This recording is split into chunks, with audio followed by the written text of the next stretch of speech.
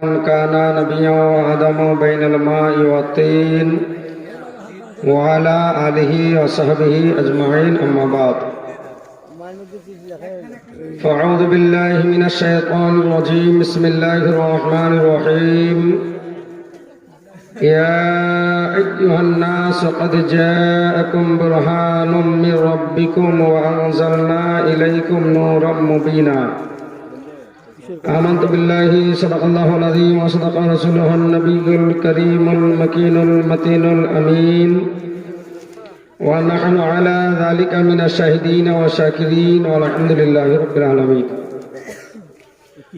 واسع आजम बमने बे सरो सामा मददे वैसे आजम बमने बे सरो सामा मददे क़िबला दी मददे काबा ईमा मददे انظر حالنا يا رسول الله اسمع قالنا يا حبيب الله إنني في بحر غم مغرق خذ يدي سهل لنا أشكالنا الله رب محمد صلى الله عليه وسلم نحن عباد محمد صلى الله عليه وسلم اللهم صل على سيدنا مولانا محمد طب القلوب ودوائها وعافية الأبدان وشفائها ونور الأبصار وضيائها وآله وصحبه دائما أبدا আলহামদুলিল্লাহ যাবতীয় প্রশংসা বিশ্বনিয়ন্তা সর্বকাল দ্রষ্টা সর্বত্র বিরাজমান মহান আল্লাহ রব্বুল আলামিনের জন্য, যিনি এক ও দ্বিতীয় ওয়াহদাহু লা শারীক, যিনি অন্নদাতা, সৃষ্টিকর্তা, পালনকর্তা, জীবনদাতা, মৃত্যুদাতা, মহান খালিক ও মালিক, মহান স্রষ্টা, মহান আল্লাহ রব্বুল আলামিনের জন্য। অতঃপর আকায়ে নামদার, মাদানী তাজদার, শাহনশাহ ওয়াকার, মক্কি সরকার, গুলশান হস্তি কি अव्वलीन, फस्ल बहार, नबी चमन, पैगम्बर आजम, हबीब किबरिया, इमामुल अंबिया, बेकसों के कस, बेबसों के बस, बेसहारों के सहारा, बेचारों के चारा, गरीबों का हामी, यतीमों का वली, अनीस से बेकसा, महबूब रब दो जहां, आमिना लाल अब्दुल्ला लख्त जिगर, आका मौला रूही फिदा जनाबे मुहम्मदुर रसूलुल्लाह सल्लल्लाहु अलैहि वसल्लमेर प्रति অগণিত শান্তির ধারা দরুদ সালাম নাজিল হোক। সকলে বলে আমিন সুম্মা আমিন। আইজানে গ্রামী, আজকে একটি পশ্চিমবঙ্গের খ্যাতনামা জীবনী গায়ক, বক্তা, সুরের রাজা, কোকিলকণ্ঠী, আলোড়ন সৃষ্টিকারী বক্তা হযরতুল আল্লাম মৌলানা কারি মোহাম্মদ আলী হোসাইন রিজভী সাহেবের তত্ত্বাবধানে এ ধর্মীয় সভা আয়োজিত হয়েছে।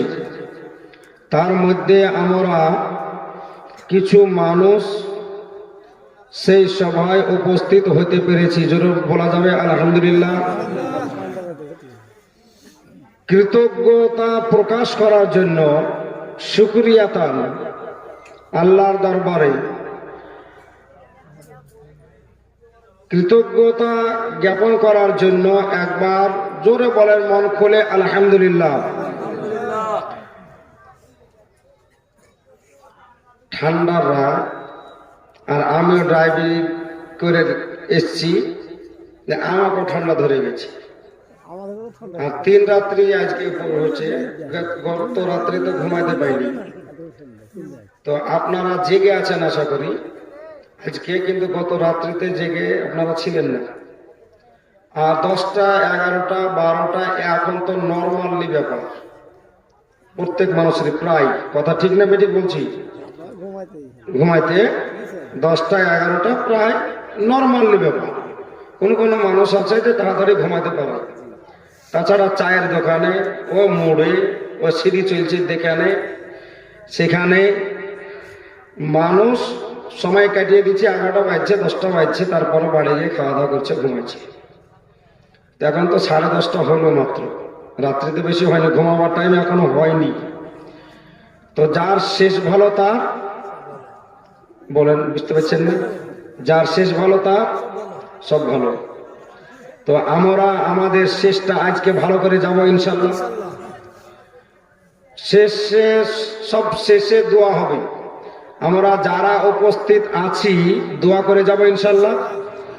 খুব লম্বা চওড়া 2 ঘন্টা 3 ঘন্টার বক্তব্যের মঞ্চ নয়, আর সেরকম সিচুয়েশনও নেই। খুব সংক্ষিপ্ত আকারে সংক্ষিপ্তভাবে স্বল্প সময়ের মধ্যে কিছু আলোচনা রেখে কোরআন ও হাদিসের আলোকে ইনশাআল্লাহ আলোচনার ইতি ঘটাবো। তারপরে দোয়া করে আমরা সেই দোয়াতে সকলেই শরীক হব। সকল বলুন ইনশাআল্লাহ। দিয়ে আপন আপন বাসস্থানে ফিরে যাব ইনশাআল্লাহ, নাকি? আজিয়ানেগের আমি আজকের সময়ের মানুষ ইনশাআল্লাহ বলতেও জানে না। কখন ইনশাআল্লাহ বলতে হয়, কখন আলহামদুলিল্লাহ বলতে হয়, কখন ইন্নালিল্লাহ পড়তে হয়, এগুলা জানে না অনেক মানুষের। তোর আব্বা মারা গেছে, খবর পেয়েছি আলহামদুলিল্লাহ, বুঝতে পারছে?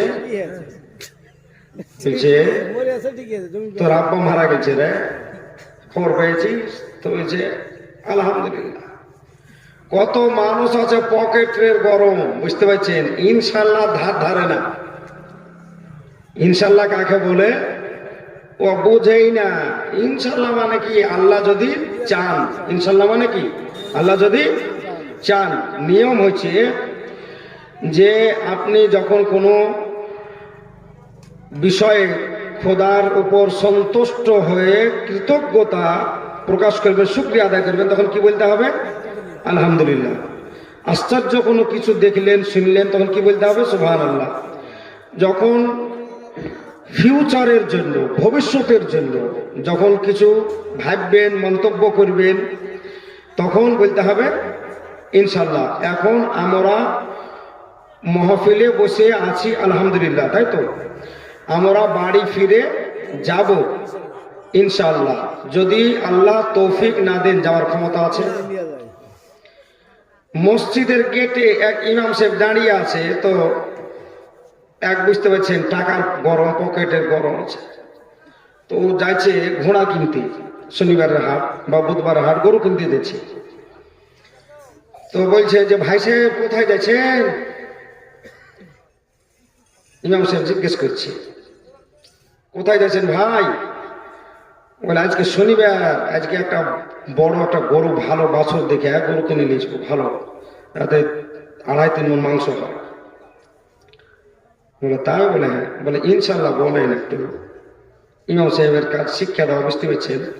একটু ইনশাল্লাহ বলতে হয়, বলেন। তো বলছে মন বুঝে কথা, নিয়ত করেছি, গাড়িতে চেপেছি, হাটে গরু আছে, পকেটে টাকা আছে, যাব, পছন্দ করব, দাম দর করবো, গরুর টাকা পেড করবো, নিয়ে চলেছি। বাবা তো এই ইনশাল্লাহ ফিনশাল্লাহর কি দরকার? কথা বুঝতে পারছেন? ইনশাল্লাহর বেয়াদবি করলো, চলে গেল। বেচারা চলেও গেল, পৌঁছাও গেল, গরুও পছন্দ করে নিল, দিয়ে টাকাও দাম দর করে নিল। পেড করার সময়তে পকেটে হাত ভরছে, তো মানে বুঝতে পারছেন, কবচা পর্যন্ত না সান্ধিয়ে গি না, গোটে কইনা পর্যন্ত সান্ধিয়ে দিচ্ছে, পকেটে তলা পাইছে না। লাস্টে তাইকে দেখছে যে নাই তো, তখন খালি হাতে গরু তার হলো না, বাড়ি এসেছে। আমার ইমাম সাহেব দাঁড়িয়ে আছে, খালি হাতে বাড়ি চলেছে। কি ব্যাপার ভাই, গরু কিনে নিয়ে আসলেন না? গরু পছন্দ হয়নি? বলে ও কথা আর বলিয়েন না মৌলভী সাহেব। বলে কেন, কি আছে? বলে এখান থেকে গেলাম হাটে, ইনশাল্লাহ হাটে নামলাম, ইনশাল্লাহ গরু দেখতে লাগলাম, ইনশাল্লাহ পছন্দ করলাম, ইনশাল্লাহ দাম দর করলাম, ইনশাল্লাহ পকেটে হাত ভরছি, ইনশাল্লাহ তো হাত আমার সান্ধি চলে যাচ্ছে, ইনশাল্লাহ লাস্টে তাকিয়া দেখছি তো আমার পকেট মেরেলি আছে, ইনশাল্লাহ। বলে ভাই ভাই এখানে ইনশাল্লাহ বলতে হবে না, ইমাম সাহেব বলছি, বুঝতে পারছে? এই তো আমরা মুসলমান, কথা ঠিক না বেঠিক? হ্যাঁ, যেখানে না বলতে হবে বিসমিল্লাহ সেখানেও বিসমিল্লাহ, যেখানে না বলতে হবে ইনশাল্লাহ সেখানেও ইনশাল্লাহ। বাথরুমে যাইছে তো বিসমিল্লাহির রহমানির রহিম মিলে, জানা নাই তো? বিসমিল্লাহ বলতে পাওয়া যাবে কি যাবে না জানা নাই তো। হ্যাঁ, গোসল করছে তো একবারে কালেমা তাইয়্যিবা মুখস্থ করে রেখেছে একবারে। হ্যাঁ, লা ইলাহা ইল্লাল্লাহ মুহাম্মাদুর রাসূলুল্লাহ। বুঝতে হয়েছে? বিসমিল্লাহির রহমানির রহিম মানে পেশাব করতে বসছে তাও বিসমিল্লাহির রহমানির রহিম, যেখানে না বলতে হবে। কথা ঠিক না ঠিক? তো বলতে আমি চাইছি যে আজকের এই সভাটা সাধারণ সভা নয়। এই সভাটা হচ্ছে জান্নাতের বাগান। জোরে বলুন সুবহানাল্লাহ। আমরা বসে আছি, উপস্থিত হতে পেরেছি, তার জন্য আলহামদুলিল্লাহ। এটা হচ্ছে জান্নাতের বাগান। নবী পাক সাহেবে লাওলাক সাল্লাল্লাহু আলাইহি ওয়াসাল্লাম বলেন, হাদিস শরীফ এসেছে যে তোমরা যদি রাস্তা দিয়ে যাতায়াতকালীন জান্নাতের বাগান দেখতে পাও তবে ফারতাও, তবে তোমরা তাতে প্রবেশ করো। সাহাবায়ে কেরাম নিবেদিত হন, ইয়া রাসূলুল্লাহ, দুনিয়াতে জান্নাতের বাগান? আশ্চর্যের কথা নয়? দুনিয়াতে জান্নাতের বাগান? তো নবী আমার বললেন হ্যাঁ। সাহাবায়ে কেরাম নিবেদিত হন, ইয়া রাসূলুল্লাহ, দুনিয়াতে জান্নাতের বাগান আছে? বলে হ্যাঁ আছে। বলে সেটা কি জানো তোমরা? ওয়া হুয়া হালাকুজ যিকর, সেটা হচ্ছে যিকর ও আজকার। সেটা হচ্ছে আল্লাহ আল্লাহ রসুলের যেখানে নাম নেওয়া হয় সেটাকে হালাকুজ যিকর বলা হয়, হালকায়ে যিকর বলা হয়, আর সেটাকেই জান্নাতের বাগান বলা হয়। আর ওই জান্নাতের বাগানের অর্থাৎ ওই সভার এমন একটা গুণ আছে, এমন একটা ফজিলত আছে, যেটা নবী পাক সাল্লাল্লাহু আলাইহি ওয়াসাল্লাম সুন্দরভাবে ব্যাখ্যা করে দিয়েছেন। এখানে আমরা পুরুষ মহিলা কজন আছি আমরা দেখতে পাচ্ছি, এবং আমরা সংখ্যাটা বলে দিতে পারবো, ঠিক না বেঠিক? কিন্তু এখানে কতজন ফারিস্তা আছে আমরা দেখতে পাচ্ছি, আমরা বলতে পারবো। ফারিস্তাদের কাজ কি? এখানে ফারিস্তারা আছেন, অনেকগুলো অসংখ্য ফারিস্তা আছেন এখানে। ফারিস্তার কাজ কি? আজ যদি কোনো মিটিং হয়, মিটিংয়ে আজকে মানুষকে ডাকা লাগে না। আজকে আইসিডিসিএস যদি বিতরণ করা হয় তাহলে পরে সেখানে মানুষকে ডাকা লাগে না। আজ যেখানে পুরস্কার বিতরণ করা হচ্ছে লেটারের মাধ্যমে, সেখানে মানুষ ছুটছে। কথা ঠিক না বেটি?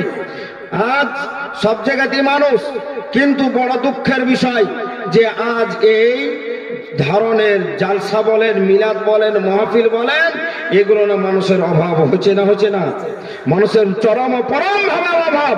আইয়ানে গ্রামী আপনাকে আমি বলি, আজ পৃথিবীর বুকে এ মুসলমান ঘৃণিত, আজ এ পৃথিবীর বুকে এ মুসলমান লাঞ্ছিত, আজ এ পৃথিবীর বুকে এ মুসলমান পদদলিত, আজ এ পৃথিবীর বুকে মুসলমান অপমানিত, আজ পৃথিবীর বুকে মুসলমান মান হারা, আজ পৃথিবীর বুকে মুসলমান পাওয়ার হারা, আজ পৃথিবীর বুকে মুসলমান শান হারা, আজ পৃথিবীর বুকে মুসলমান মর্যাদা হারা।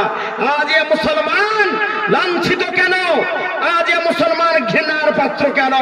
বলে একটাই মূল কারণ, সেটা হচ্ছে যে আজ থেকে কমবেশ 1400 বছর পূর্বে আলিমে মাকানামা এখন অদৃশ্য জ্ঞানে জ্ঞানান্বিত নবী মুস্তাফা আলাইহি তাহিয়াতু ওয়াস সানা যে ভবিষ্যৎবাণী করে গেছেন, এবং দৈনন্দিন জীবন যাপনের যে কলকাঠি সিস্টেম, আইন, সংবিধান, বিধানবিধি শিখিয়েছেন আর কান হাকাম দিয়েছেন, সেগুলোকে আমরা তরক করে দিয়ে, সেগুলোকে আমরা ছেড়ে দিয়ে অপরের প্রশিক্ষণে আমরা প্রশিক্ষিত হয়ে তাদের কাছ থেকে প্রশিক্ষণ নিয়ে আমরা জীবন যাপন করছি। কোরআন বলছে ওয়ালা তাহিনু ওয়ালা তাহজানু ওয়ালা আনতুম ইন কুনতুম মুমিনিন। বলে শোনো, বলে তোমরা চিন্তিত হও না, শান হারাবে না, মান হারাবে না, ক্ষমতা হারাবে না, পাওয়ার হারাবে না, সব কিছু ফিরে আসবে। আদালত, রাজত্ব, নেতৃত্ব তোমাদের কাছে ফিরে আসবে, সব কিছুই ফিরে পাবে। কিন্তু একটা শর্ত হচ্ছে, ওয়ালা তাহিনু ওয়ালা তাহজানু ওয়া আনতুমুল আ'লাউনা ইন কুনতুম মুমিনিন। বলে চিন্তিত হও না, শর্ত হচ্ছে একটাই, তোমরা পূর্ণাঙ্গ মুমিন মুসলমান হয়ে যাও। আইজানে গ্রামী পূর্ণাঙ্গ মুমিন মুসলমান হয়ে যাও। নবী পাক সাল্লাল্লাহু আলাইহি ওয়াসাল্লাম বলেছেন, শুধু তাই নয়, মহান আল্লাহ রাব্বুল আলামিন বলেছেন, ওয়ালা তাহিনু ওয়ালা তাহজানু ওয়া আনতুমুল আ'লাউনা ইন কুনতুম মুমিনিন। এ বান্দা, তোমার পাওয়ার শেষ হয়ে গেছে। এ বান্দা, তোমার কাছ থেকে নেতৃত্ব কেড়ে নেওয়া হয়েছে। এ বান্দা, তোমার কাছ থেকে মর্যাদা কেড়ে নেওয়া হয়েছে। এ বান্দা, তোমার সবকিছু নষ্ট করে দেওয়া হয়েছে। এ বান্দা, তোমার সবকিছু ছিনতাই করে নেওয়া হয়েছে। চিন্তিত হও না, নো টেনশন। একটা শর্ত, সেটা হচ্ছে পূর্ণাঙ্গ মুমিন মুসলমান হয়ে যাও। যদি পূর্ণাঙ্গ মুমিন মুসলমান হয়ে যেতে পারো, তাহলে পারে সব কিছু ফিরে আসবে। আর নেতৃত্ব তোমাদের কদম বসি করবে, তোমাদের পায়ে চুমো দিবে। কিন্তু শর্ত হচ্ছে একটাই, সেটা হচ্ছে, বলেন, সেটা হচ্ছে ইমানদার হও। আজ ইমানের দুর্বলতা, আজ আমলের দুর্বলতা, আজ নামধারী আমরা মুসলমান, আজ নামধারী আমরা মুসলমান, নামধারী কালেমা গো মুসলমান, গোশত খা মুসলমান। আজকে আমরা বলে আমরা মোটা মাংস খাই, আমরা মুসলমান, এই পর্যন্ত মুসলমান। কিন্তু মুসলমানের করণীয় কি? মুসলমানের যাব করতে কি হবে? মুসলমানের দৈনন্দিন জীবন যাপনের পদ্ধতি কি? মুসলমানের দৈনন্দিন জীবন যাপনের নিয়মাবলী কি? এগুলো আমাদের মধ্যে কালচার নেই। কথা ঠিক না বেঠিক? আমাদের মধ্যে কালচার নেই। কিন্তু আপনি ইতিহাস যদি উল্টে দেখেন, তাহলে অবশ্যই ইসলামী হিস্ট্রি এটা প্রমাণ করছে যে যারা মারদে মুমিন হয়েছে, পূর্ণাঙ্গ মুমিন মুসলমান হয়ে গেছে, তাদের কোনো চিন্তাও থাকে না, তাদের কোনো ভয়ও থাকে না, আর তাদের কাছে সব কিছুই পাওয়া যায়। আমার খাজা খাজগান গরিবে নওয়াজ মঈনুদ্দিন আজমিরি সমজরি রহমাতুল্লাহি তাআলা আলাইহি, যিনি আজমিরের সরজমিনে একই সময়ে একই টাইমে 90 লক্ষ মুসলিমকে কালেমা তাইয়্যিবা লা ইলাহা ইল্লাল্লাহ মুহাম্মাদুর রাসূলুল্লাহ পড়িয়ে মুসলমান বানিয়েছিলেন। তিনি এমন কি ছিলেন? মর্দে মুমিন ছিলেন, তিনি পূর্ণাঙ্গ মুমিন ছিলেন, যার ফলে সবকিছু তার কদমে আছে। আছে না? না, সবকিছু। আজ আমার খাজা দরবারে শুধু যে মুসলমান যায় শুধু তাই নয়, হিন্দু বলেন, খ্রিস্টান বলেন, বুদ্ধ বলেন, জৈন বলেন, যা প্রত্যেক ধর্মের মানুষ তিনার দরবারে যায় এবং উপকৃত হয়। আর আমার খাজার দরবারটা এমনই দরবার যে ये दरबारे ख्वाजा है, यहाँ अपनों का क्या कहना, यहाँ से गैर भी खाली हाथ लौटा नहीं करते। अजीजाने ग्रामी, আমার খাজার দরবার এমন দরবার যে সেখানে শুধু যে মুসলমানদেরকে দেওয়া হয় তা নয়, বরং যে যায় তাকেই দেওয়া হয়।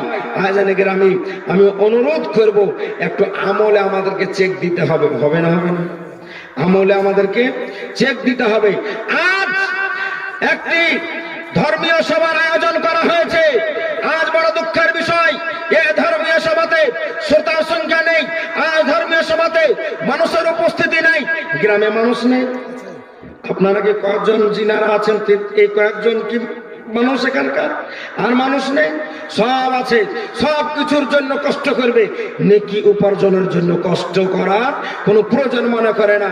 কিন্তু আইজানে গ্রামী, আপনাকে আমি বলি যে এই সভাটা ওই সভা, কসম খোদার, এই সভাতে যদি কোনো ব্যক্তি আসার পূর্বে জাহান্নামী হয়ে থাকে, তো বাড়ি যাওয়ার পূর্বে তার নামে জান্নাতি বলে ঘোষণাও হয়ে যেতে পারে। সুবহানাল্লাহ। নারে তাকবীর, নারে রিসালাত, দ্বীন ইসলাম, নারে তাকবীর। হাদিস শরীফে এসেছে, ফেরেশতাগণ, এখানে অনেক ফেরেশতা আছে, ফেরেশতাগণের কাজটা দেখুন। এখানে এই সভায় উপস্থিতির ফজিলতটা দেখুন।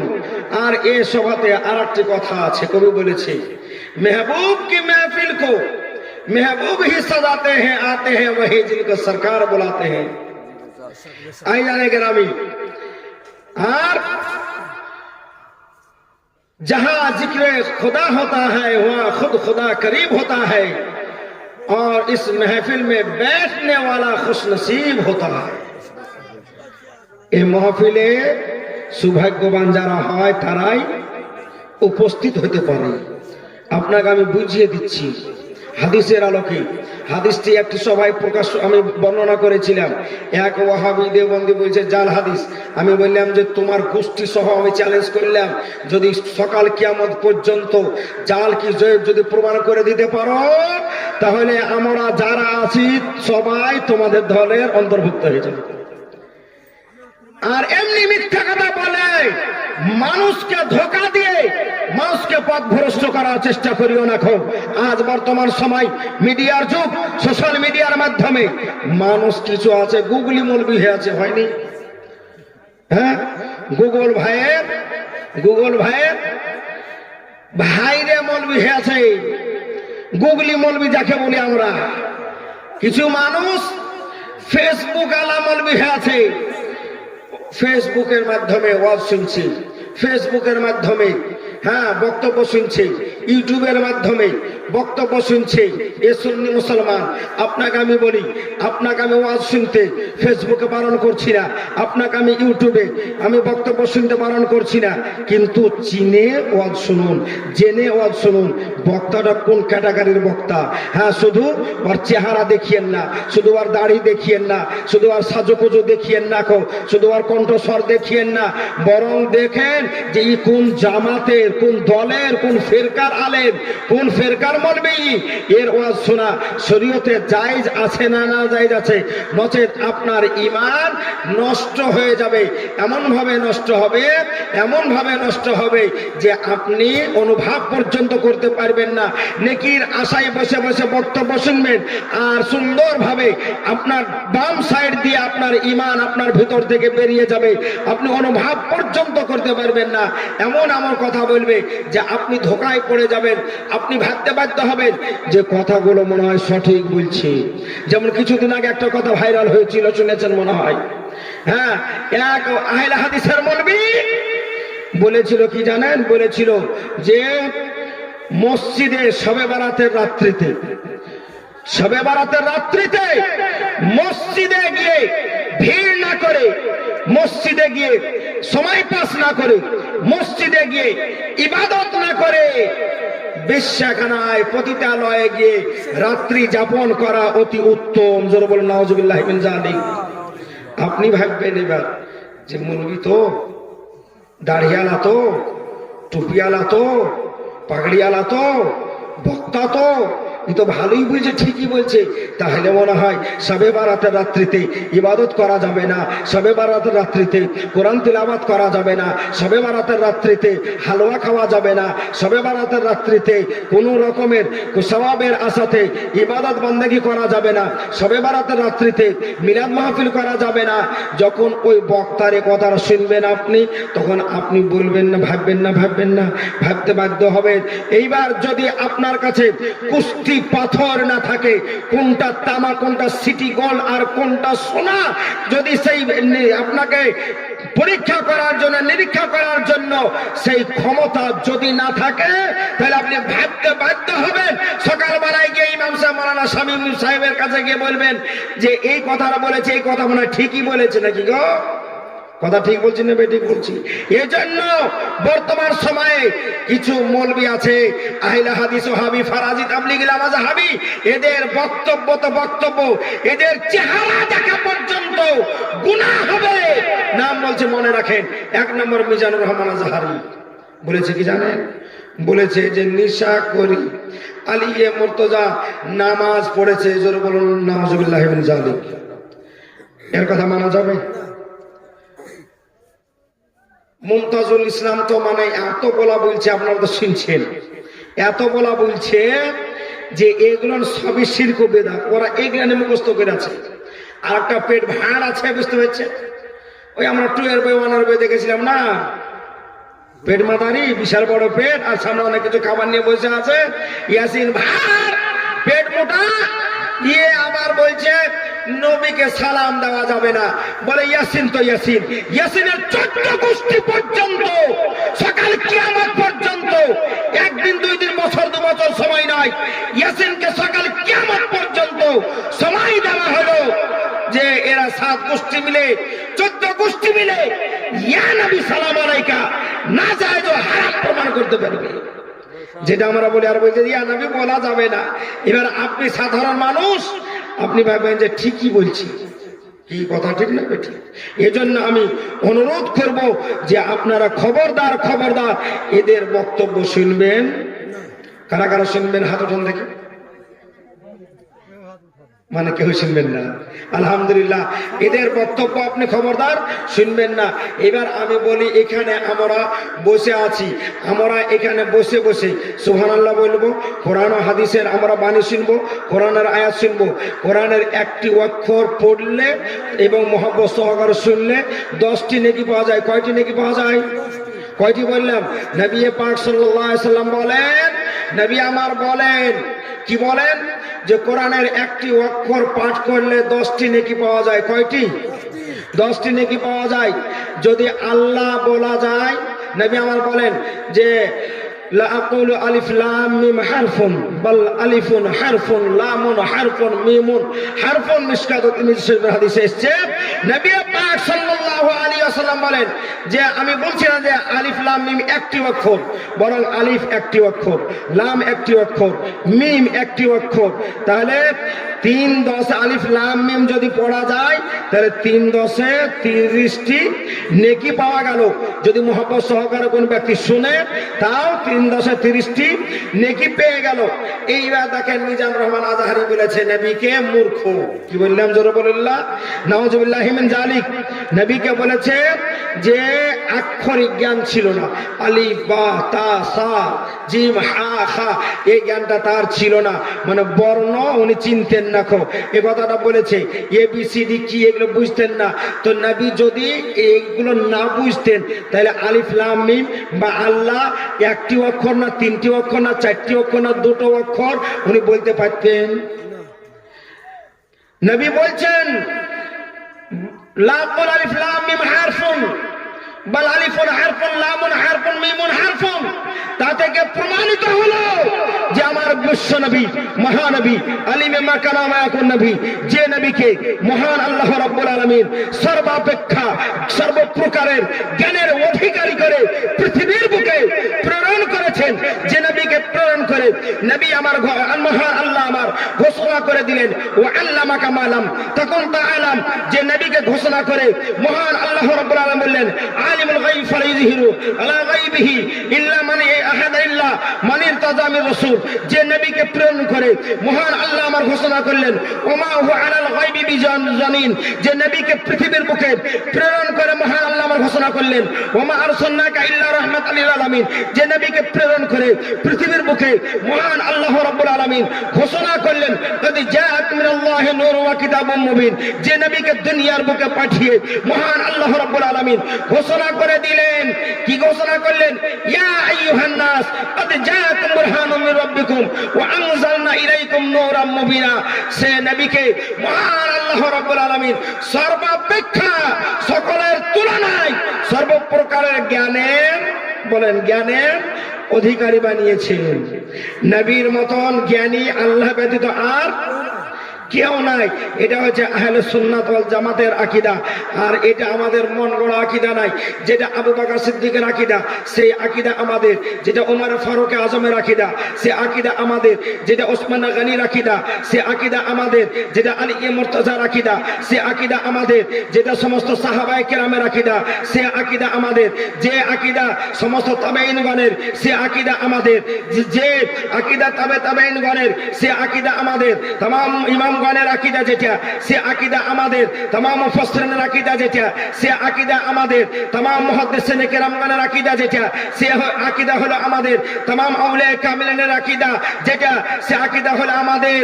হ্যাঁ, খাজা খাজগান গরিবে নওয়াজের যে আকীদা সে আকীদা হলো আমাদের। পীরানে পীর দস্তগীর মেহবুবে সুবহানী কুতবে রব্বানী শেখ আব্দুল কাদের জিলানী বড় পীর গৌস আযম রাদিয়াল্লাহু তাআলা আনহুর যে আকীদা সে আকীদা হলো আমাদের। মুজাদ্দিদ আল-ফিসানি শেখ আহমদ সরহন্দি আলাইহি রাহমাত ওয়া রিজওয়ানের যে আকীদা সে আকীদা হলো আমাদের। 14th শতাব্দীর মহান মুজাদ্দিদ ইমাম আহমদ রাজা খান সরকার আকীদা হলো আমাদের, অর্থাৎ এটাই হলো আহলে সুন্নাত ওয়াল জামাতের আকীদা। আর এই আকীদার উপরে আমরা দাঁড়িয়ে আছি। কথা ঠিক না বেঠিক? আর এরপরে আমরা দাঁড়িয়ে থাকবো। এবার বলেন যে সাধারণ মানুষ যাদের জানা নাই তার বিষয়ে যে এই কথাটা মনে হয় ঠিকই বললো, তাহলে ওর ঈমানটা নষ্ট হবে না? হবে না? এজন্য ওদের বক্তব্য শোনা নাজায়েজ ও হারাম রয়েছে, এবং তাদের লিখনি পড়াও নাজায়েজ রয়েছে সাধারণ মানুষের জন্য। সুতরাং এদের লিখনি, এদের লেকচার থেকে আপনারা আমাদের যারা আমরা সাধারণ মানুষ, আমাদেরকে বিরত থাকতে হবে। একটু মাথায় নিন তো। এবার আপনাকে আমি বলি যে একবার আল্লাহ যদি বলি কয়টা নেকি পাওয়া যাবে ভাই? আচ্ছা, আমাদের ভান্ডারে নেকির অভাব আছে না নাই? নেকির অভাব আছে না? আমাদের অ্যাকাউন্ট একবারে ফুল বুক হয়ে গেছে। আমাদের ভান্ডারে আমাদের নেকির অ্যাকাউন্ট খালি আছে না?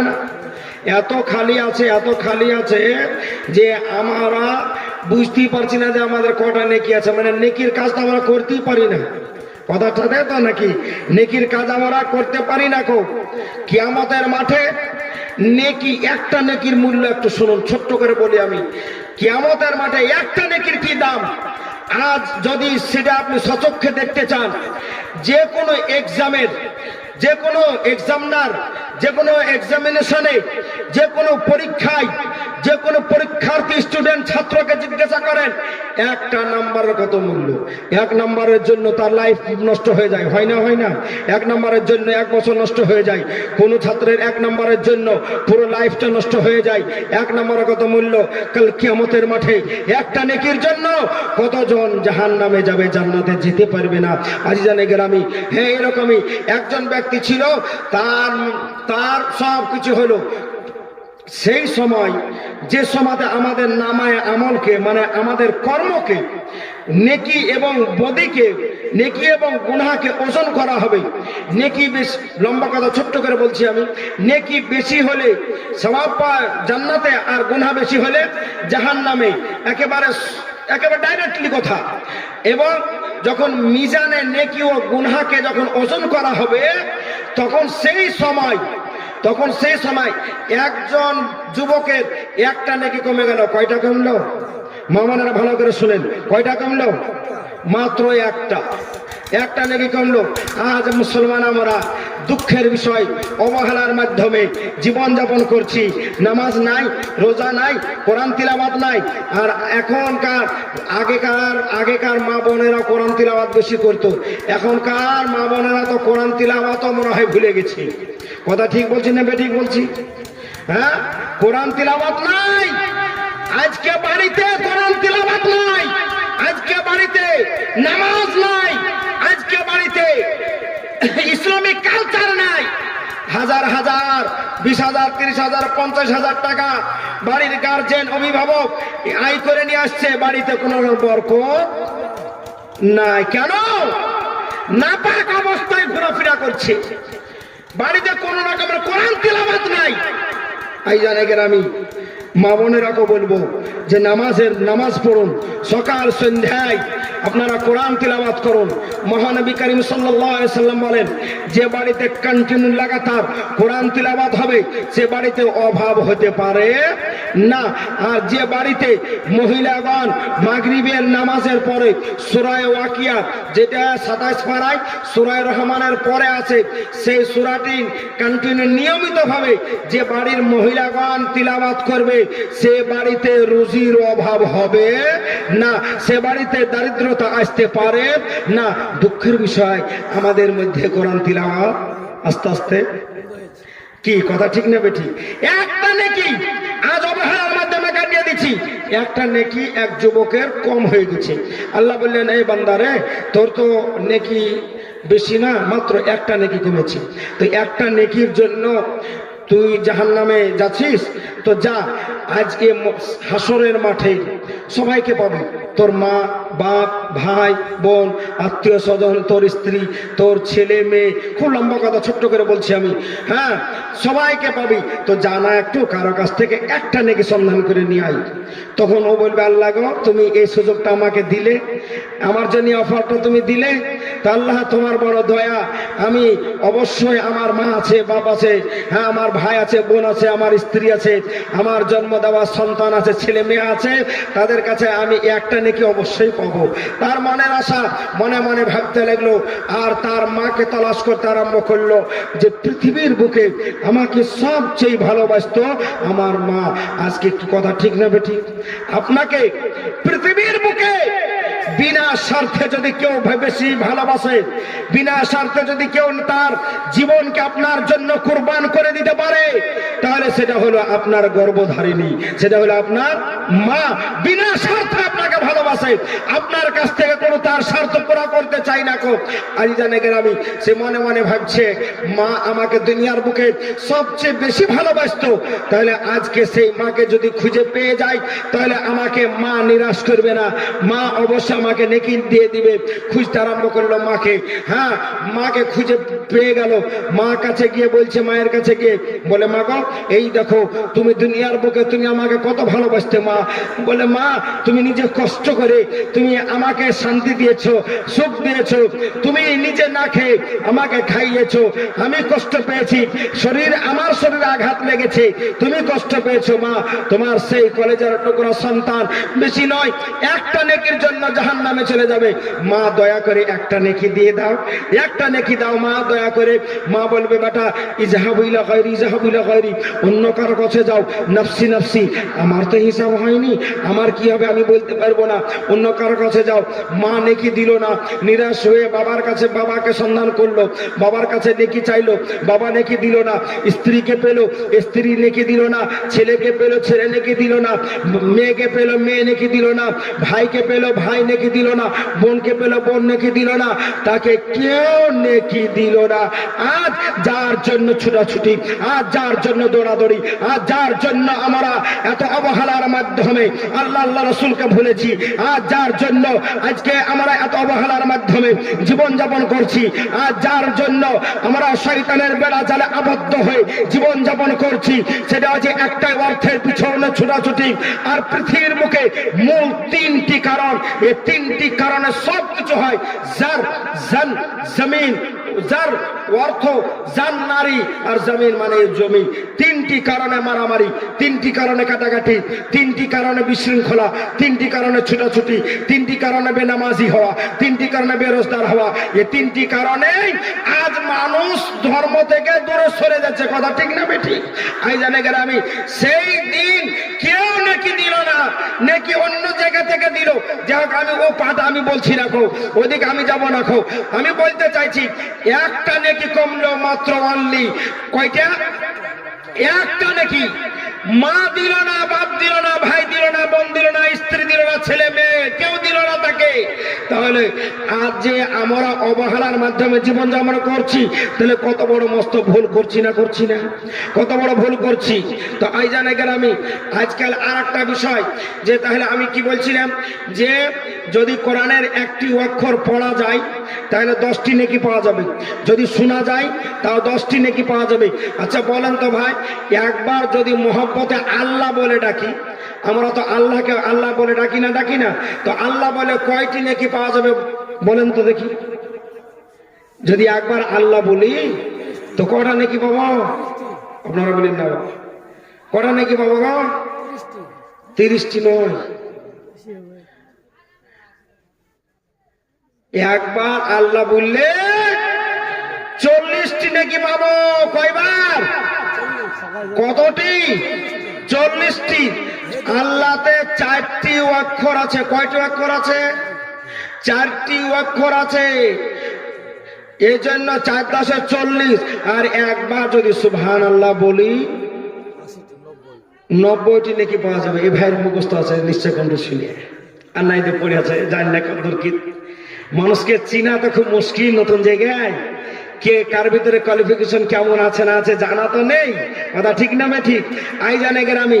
তাহলে আপনারা এই মাহফিলে বসার পর আমরা এগুলো যতটুকু সঞ্চয় করছি, যতটুকু সুবহানাল্লাহ মাশাআল্লাহ আলহামদুলিল্লাহ এগুলো আমরা সঞ্চয় করছি, এরপরে একটি অফার আছে আমাদের জন্য, এক্সট্রা অফার যাকে বলা হয়, এক্সট্রা অতিরিক্ত। সেই অফারটা কি? সেই অফারটা হলো এক্সট্রা অফার। এগুলো তো পাবোই, নগদ যাকে বলা হয়, এগুলো পাবোই। যেমন একটি বিস্কুটের প্যাকেট যদি কিনতে যায় তাহলে 300 গ্রাম এক্সট্রা আরো 10 গ্রাম কি থাকে না? থাকে না? এরকম শ্যাম্পুতেও থাকে, সবকিছু তেলেও থাকে। 100 গ্রামের সাথে আরো 10 গ্রাম 15 গ্রাম প্লাস করে এক্সট্রা করে দিচ্ছে, মানে এটা অতিরিক্ত, এটা কিনলে এটা পাওয়া যাবে। তাহলে এখানে আমরা আসলাম, যেটা আমরা নাকি সঞ্চয় হলো সবাই বসে, এক্সট্রা অফার যেটা আমরা পাবো, এক্সট্রা যেটা পাবো সেটা এবার আপনাকে আমি মনোযোগ আপনার চাইছি। তবে একবার সুবহানাল্লাহ বলা যাবে না? জোরে বলা যাবে না?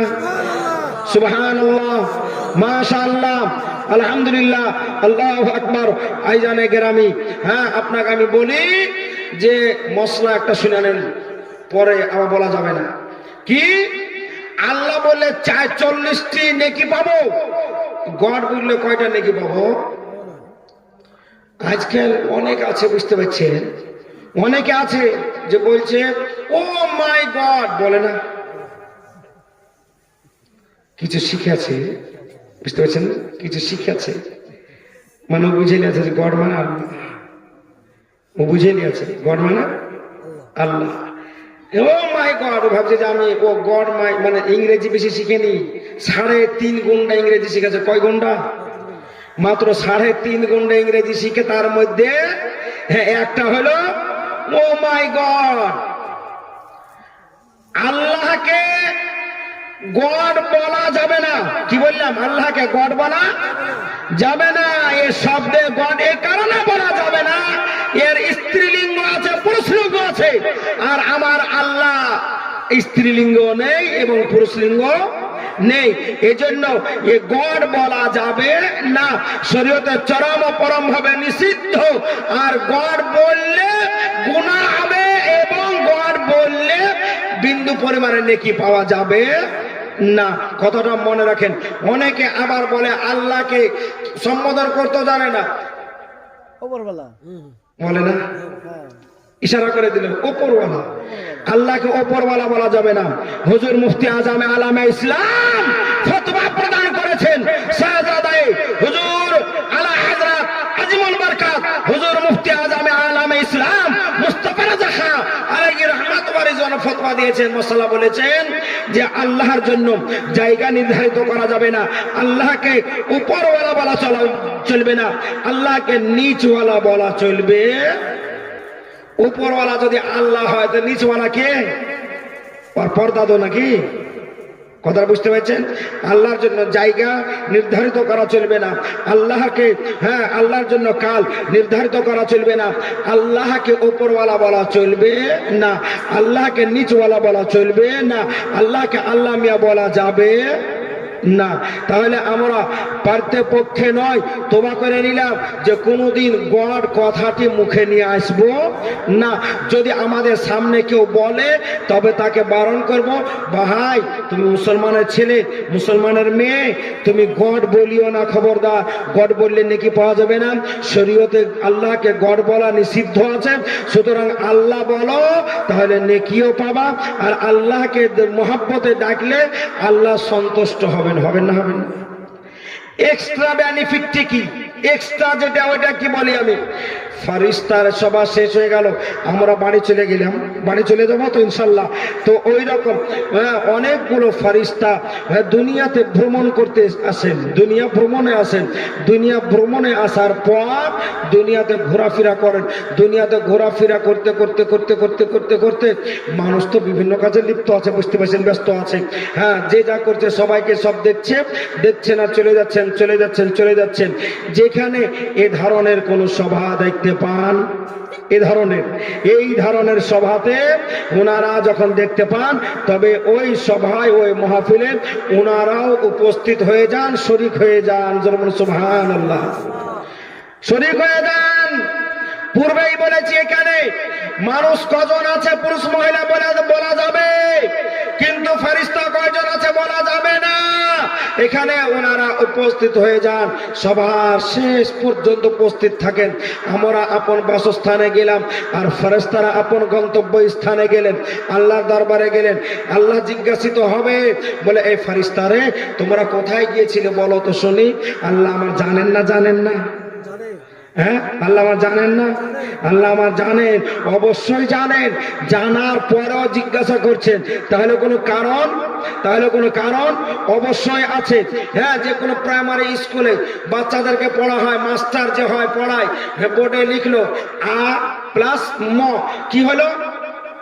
বাচ্চাদেরকে বলে না যে কি হলো ভাই, ভাই বাবু বলো তো, অমুক বলতো কি হলো। তার মানে জিজ্ঞাসা করছে, তার মানে মাস্টার জানে না। হ্যাঁ, মাস্টার জানে না, তাই ছেলেদেরকে মেয়েদেরকে জিজ্ঞাসা করে ছাত্রছাত্রীকে। মাস্টার জানে, মাস্টার প্রশিক্ষণ দিচ্ছে, পড়াচ্ছে, মাস্টার শিখিয়ে দিচ্ছে। আমার আল্লাহ সবকিছু জানছেন। হ্যাঁ, জিজ্ঞাসা করার এটা দলিল হয় না যে আল্লাহ জানেন না। আল্লাহ আমার জানেন।